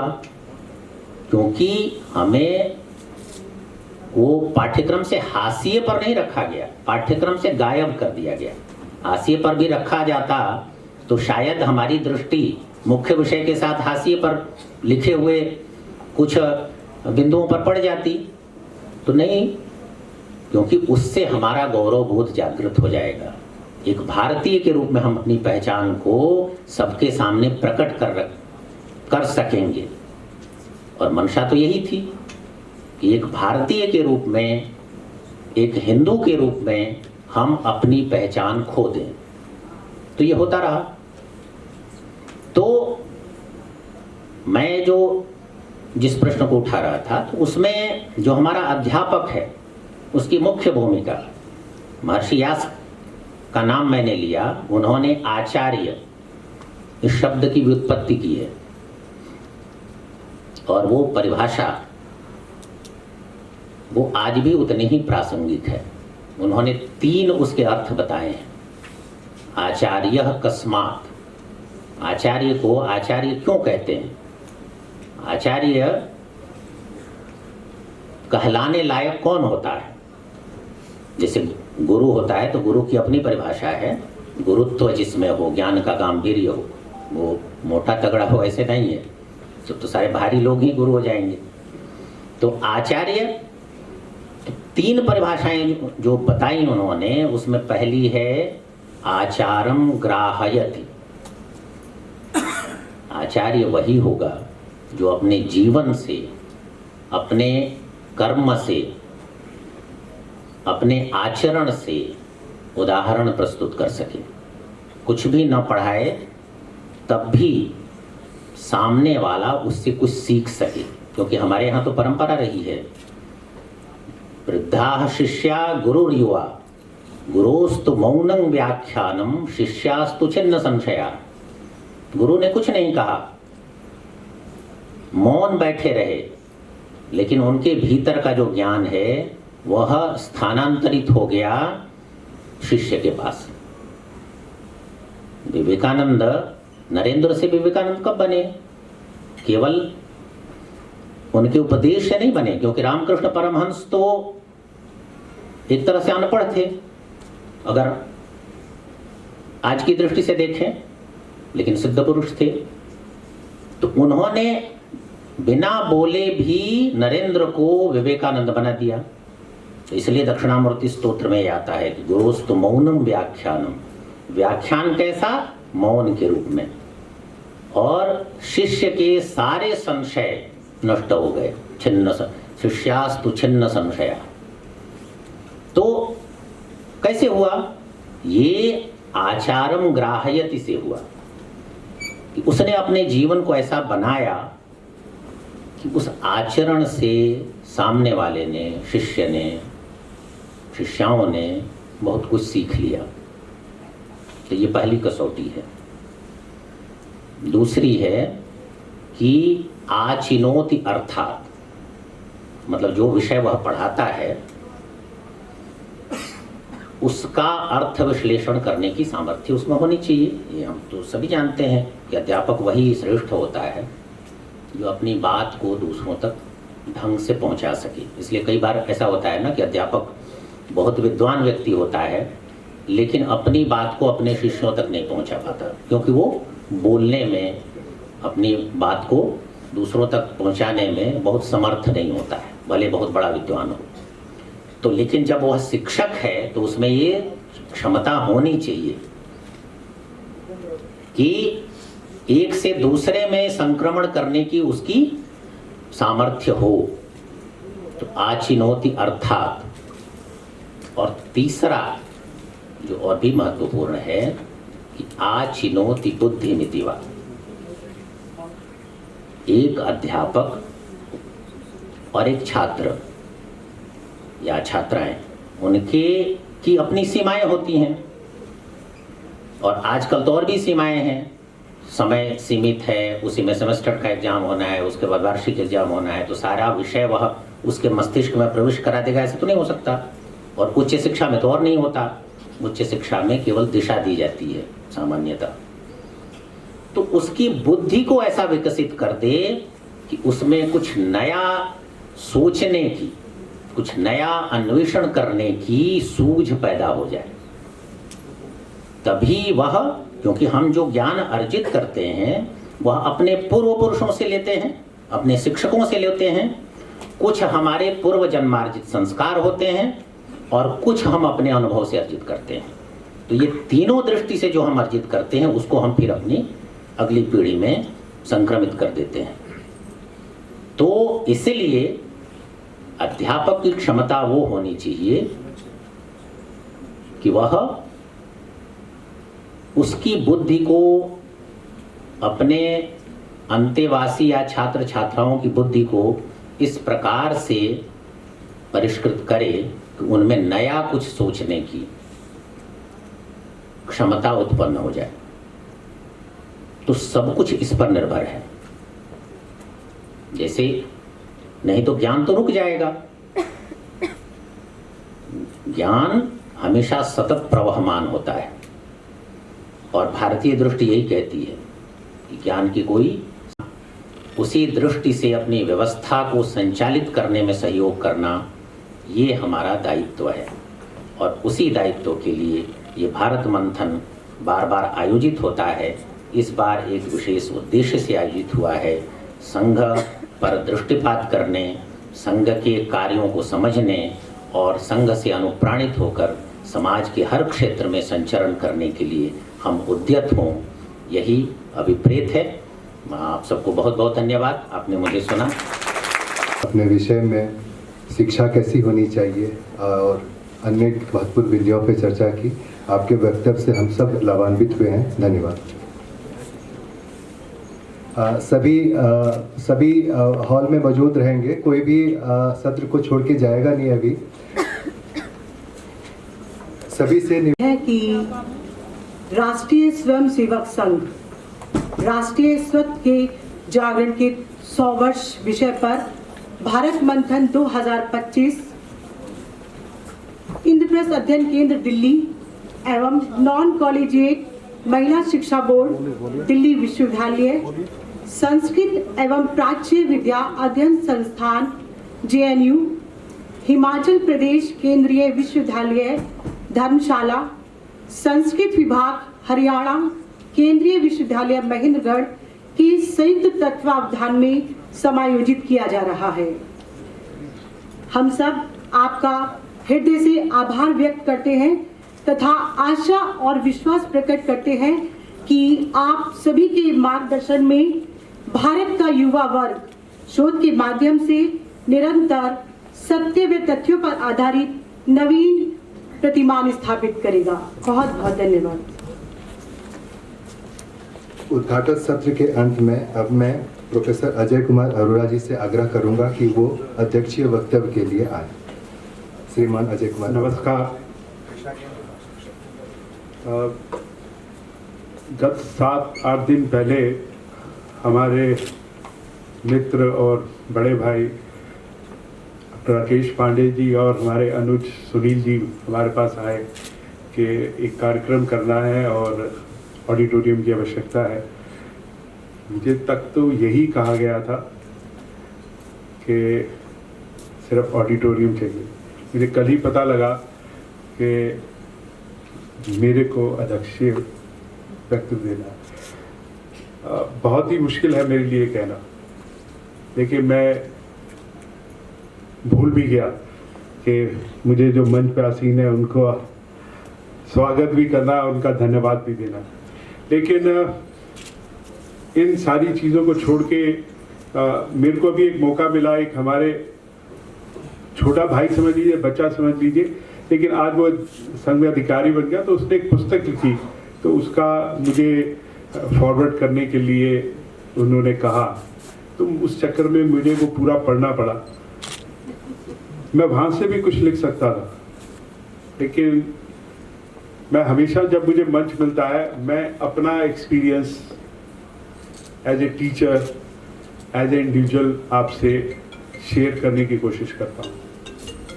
100 वर्ष संघ के हमारे बड़े भाई बलराम पाणी जी ने उसको 25-25 वर्षों में डाला। पहले 25 वर्ष के दो चीज़ें जो मुझे सोचने के लिए हमेशा मतलब कंपल्शन है, और वो मेरे अपने एक्सपीरियंस से है, वो किसी किताब से, किसी हिस्ट्री से नहीं है। मैं पहले ही क्षमा प्रार्थी हूँ अपनी भाषा के लिए और अपनी सोच के लिए। मेरे सामने अजय जी बैठे हैं। जब मेरी शायद 10 या 11 साल पहले इनसे मुलाकात हुई तो वहाँ पे भी मुझे किसी में अध्यक्षीय स्थान दिया गया। तो पहला क्वेश्चन उन्होंने ये पूछा कि क्या आप हमारे परिवार से या संघ से जुड़े हुए हैं। तो ये कहा गया था कि वो अध्यक्ष जिसको बनाते हैं वो प्रत्यक्ष रूप से जुड़ा नहीं होना चाहिए, लेकिन मैंने कहा मैं झूठ नहीं बोलूँगा, हाँ मैं तो बचपन से ही जुड़ा हुआ हूँ।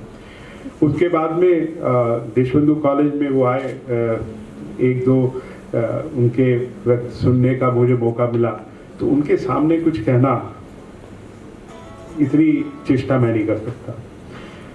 जब हम दिल्ली विश्वविद्यालय में टीचिंग प्रोफेशन में आए तो हम कुछ बड़े बड़े लोगों को देखते थे जिनसे हम इनडायरेक्टली सीखते थे। उनके में से एक आदरणीय मालती जी बैठे हैं। जब हम 93-94 में देखते थे एनडीटीएफ से जुड़े रहे इलेक्शन में, जो काम करने का तरीका था वो हमने उनसे एक लवे की तरह सीखा। इन द सेंस के बहुत सारी चीज़ें आप दूसरे से सीखते हैं उसको देख के। विषय पे आप वापस आता हूँ। कल ही मैं पांडे जी से कह रहा था, एक बार मुझे लाल कॉलेज के अंदर, मैं देशबंधु कॉलेज में रहा, पूरा लाल होता था, वहाँ पे हिस्ट्री की इंटरव्यू लेनी पड़ गई मेरे को।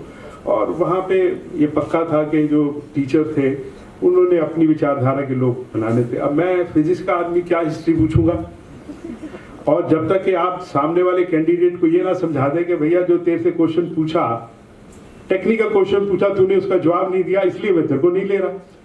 तो मैंने सोचा कि भैया अब हिस्ट्री में क्या ऐसा टेक्निकल क्वेश्चन पूछा जाए ताकि वो उस कैंडिडेट को जिसको बाकी लोग लेना चाहते हैं वो थोड़ा सा वीक हो जाए।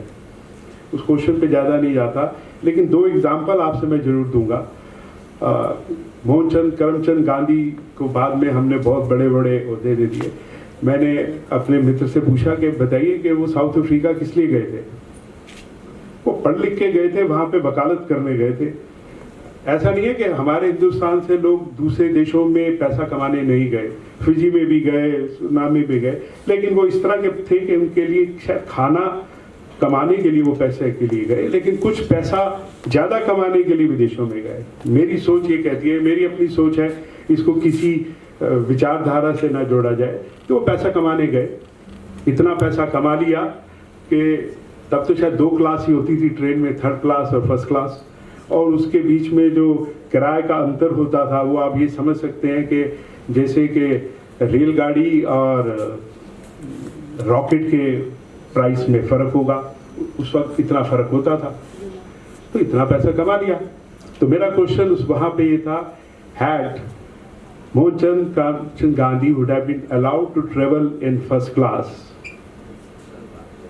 he would have become what he has become later on. उसका जवाब हिस्ट्री के टीचरों के पास नहीं था।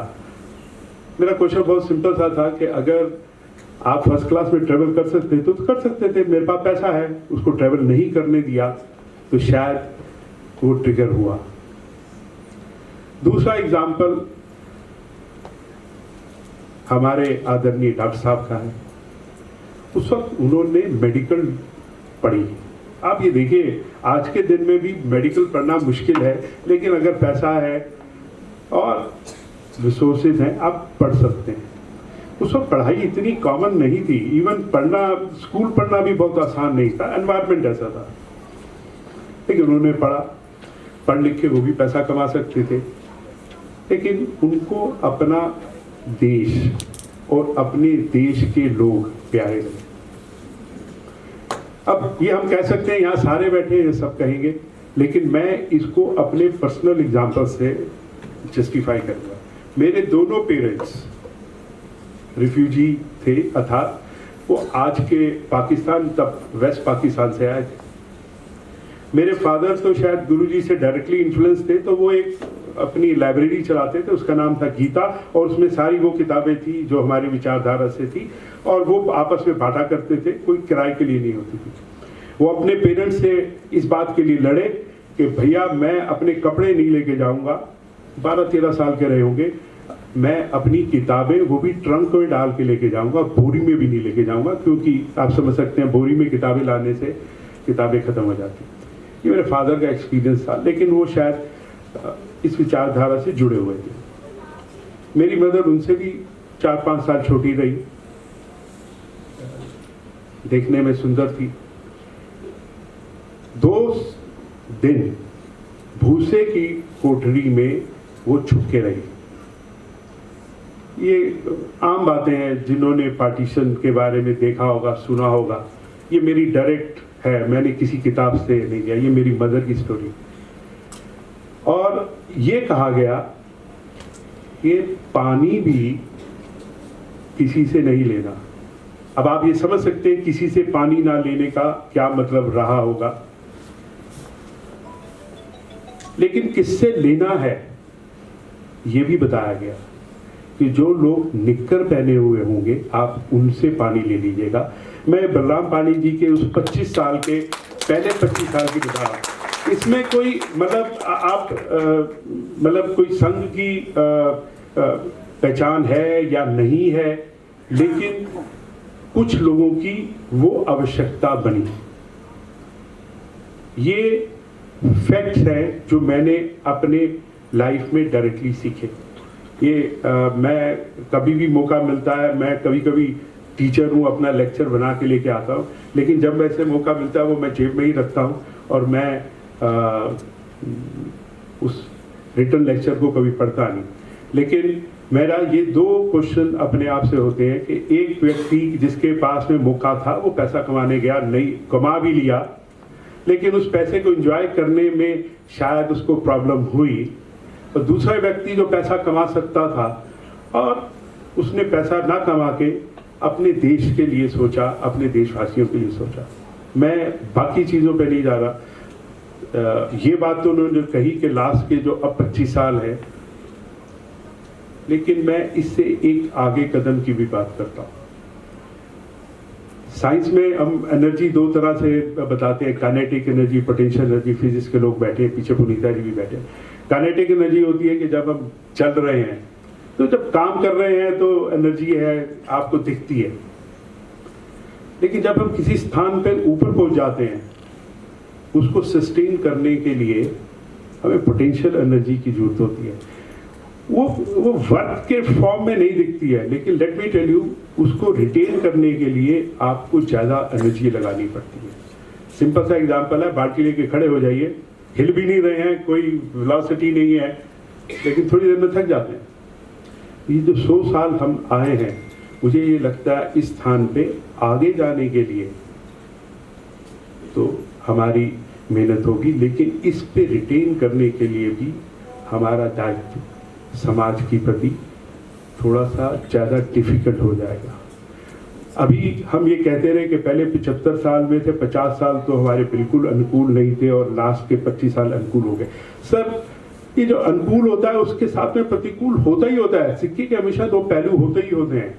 हम कई बार जब सोचते हैं कि सिचुएशन बहुत अच्छी हो गई है, और हम कई बार बहुत सारी चीज़ों को इग्नोर कर लेते हैं। मेरी ये सोच है कि इस सिचुएशन में हम सबका, जो हम अपने राष्ट्र के बारे में सोचते हैं, तो दायित्व बढ़ जाता है। ये इट इज़ नॉट कि it is a festive time, ये उत्सव का टाइम नहीं है। जो हमने आज 100 साल में प्राप्त किया, उसको संजो के, उसको संभाल के आगे के लिए रखना के लिए भी उतनी ही मेहनत, और मुझे लगता है कई बार उससे भी ज़्यादा मेहनत करनी पड़ती है।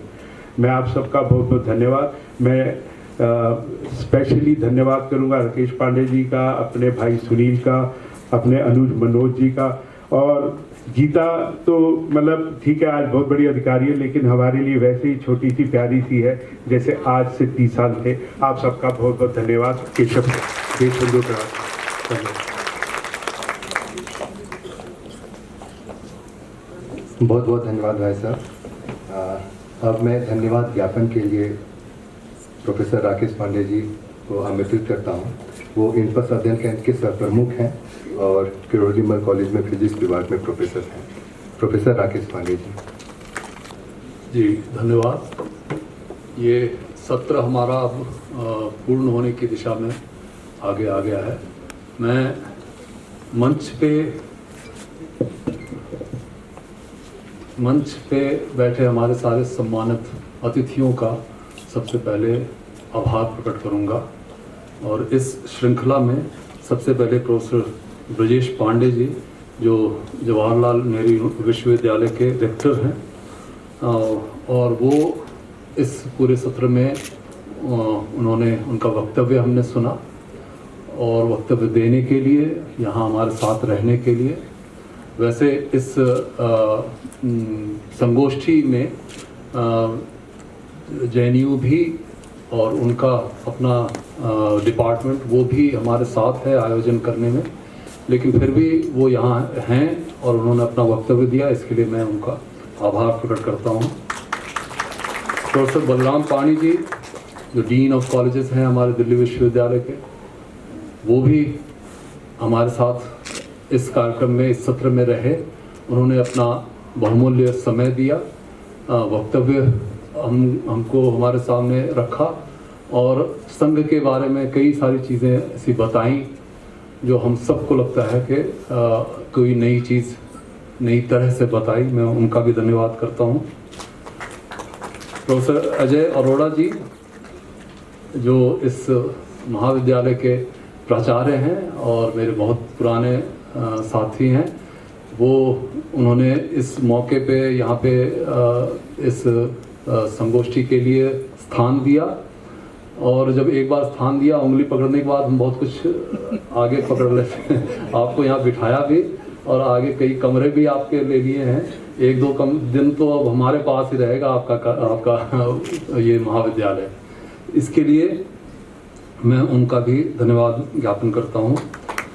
प्रोफेसर गीता भट्ट जी वो हमारे संगोष्ठी में एक तरह से इंद्रप्रस्थ अध्ययन केंद्र के साथ ही रही हैं और सारी योजनाओं में और सारे कार्यक्रमों में किस तरह से इस संगोष्ठी का आयोजन करना है उसमें पूरा सहभागिता रही है।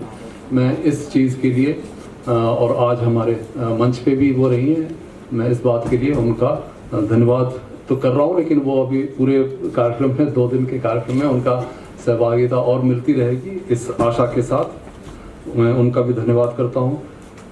जितने भी अतिथि आए हुए हैं हमारे बाहर से और इस विश्वविद्यालय से भी, मैं उन सब अतिथियों का कईयों का नाम ले लिया गया है, जो रह गया हो मैं उनके लिए भी क्षमा प्रार्थी होकर के उन सबका भी धन्यवाद करता हूँ। और जितने भी विद्यार्थी शोधार्थी और अन्य प्रबुद्ध जन करके हमारा जो श्रेणी चलती है और उनकी वजह से जितने लोग इस कार्यक्रम में जुड़े हैं, मैं उन सब का धन्यवाद करता हूँ इंद्रप्रस्थ अध्ययन केंद्र की तरफ से। धन्यवाद। हमारा उद्घाटन सत्र समापन की ओर है, संपूर्णता की ओर है। अब मैं कल्याण मंत्री के लिए डॉक्टर विनीत पांडे जी को आमंत्रित करती हूँ। साथ ही मेरा निवेदन है कि कल्याण मंत्री के बाद और हमारे सभी सम्मानित अतिथियों के सभागार से प्रस्थान करने के बाद सभी संगोष्ठी में प्रतिभागिता करने वाले यहीं पर अपने स्थान पर बैठे रहेंगे। आदि पंक्ति के उपरांत सब दोहराएंगे साथ में। ओम सर्वे भवन्तु सुखिनः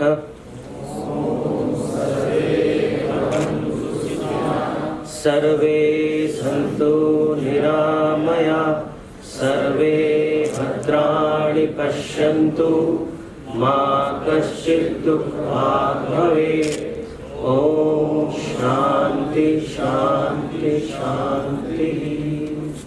ओम। ठीक है, जो आज पेपर प्रेजेंट करने वाले वो सभी से आग्रह है कि कृपया अभी सभागार को जो है वहाँ से अभी प्रस्थान ना करें। अभी आपके सत्रों की जानकारी जो है मैं आपके समक्ष रखने जा रहा हूँ, तो एक बार ध्यानपूर्वक उन निर्देशों को जानकारी को सुनेंगे।